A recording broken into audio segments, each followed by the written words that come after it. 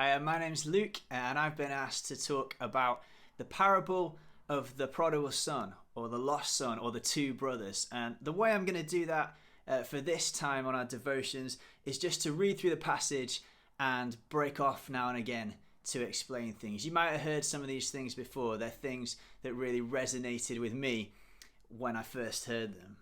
So we're in Luke 15 from verse 11. Jesus has been talking, and it says he continued, "There was a man who had two sons. The younger one said to his father, 'Father, give me my share of the estate.'" Which is basically like saying, "Dad, would you hurry up and die so that I can have your money?" And Jesus' original audience would have known that that's what it was. And in an honor-shame society, like, this was shameful. This was dishonorable. But the next line Jesus says is, so he divided his property between them. The dad actually does it, and he gives this younger son what he wants. Verse 13, not long after that, the younger son got together all he had, set off for a distant country, and there squandered his wealth in wild living. It's one of those times where Jesus lets you read between the lines, wild living. I think we can work out what that sort of meant. And then it says, after he had spent everything, there was a severe famine in that whole country, and he began to be in need. So he went and hired himself out to a citizen of that country, who sent him to his field to feed pigs. Now this is a Jewish boy, right, in the story. It's a Jewish audience hearing the story. They didn't do pigs.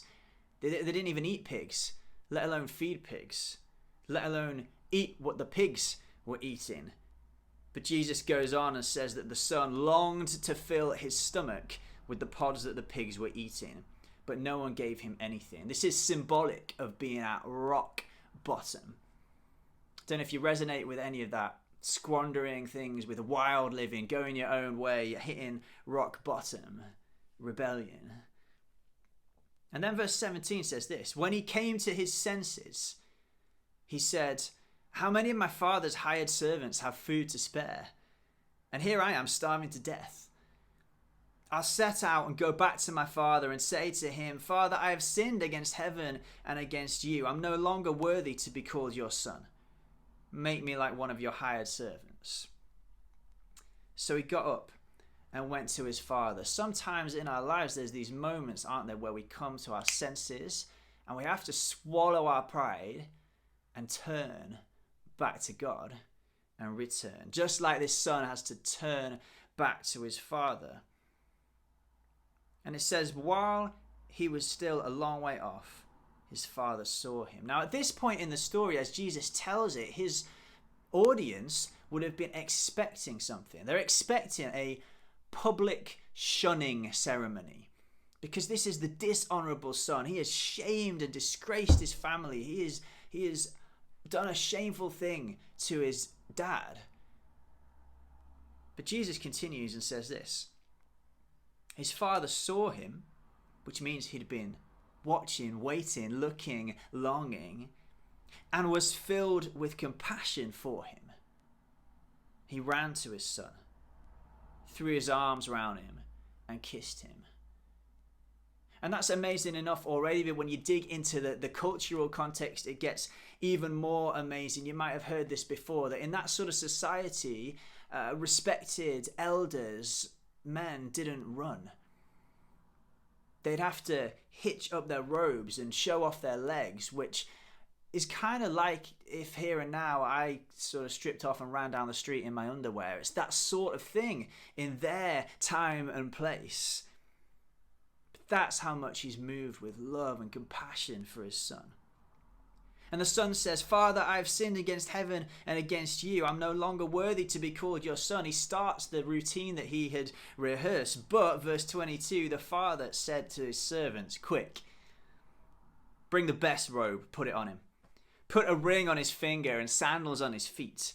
Bring the fattened calf and kill it. Let's have a feast and celebrate. He takes this son who wants to come back and be a slave, and instead treats him like a prince, like royalty.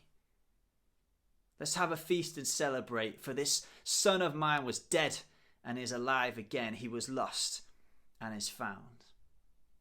So they began to celebrate. This parable always moves me so much when I think about the times that I've gone my own way and the times that I've turned back to God feeling shame. And I'm reminded that this is how Jesus depicts God the Father, as running to the one who should be clothed in shame and instead clothing him with grace.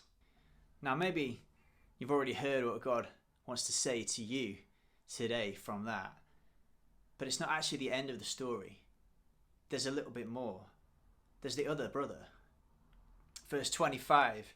Meanwhile, the elder son was in the field. When he came near the house, he heard music and dancing. So he called one of the servants and asked him what was going on. Your brother has come, he replied, and your father has killed the fattened calf because he has come back safe and sound. The elder brother became angry and refused to go in. So his father went out and pleaded with him, but he answered his father, look, all these years I've been slaving for you and never disobeyed your orders. Yet you never gave me even a young goat so I could celebrate with my friends. But when this son of yours who has squandered your property with prostitutes comes home, you kill the fattened calf for him. He's angry. Don't know if we resonate with that sometimes. Sometimes I get so sort of self-righteous. I get really judgmental. Get this mentality of them and us, that I'm right and others are wrong. It's the worst kind of Christian, I think, and I slip into it far too much of the time. It's not just rebellion that's the enemy in this parable. It's also religion, dead religion. Jesus is coming against them both. The father replies, verse 31, my son, you are always with me, and everything I have is yours. That's true. Remember, he divided his property between them. But we had to celebrate and be glad because this brother of yours was dead and is alive again.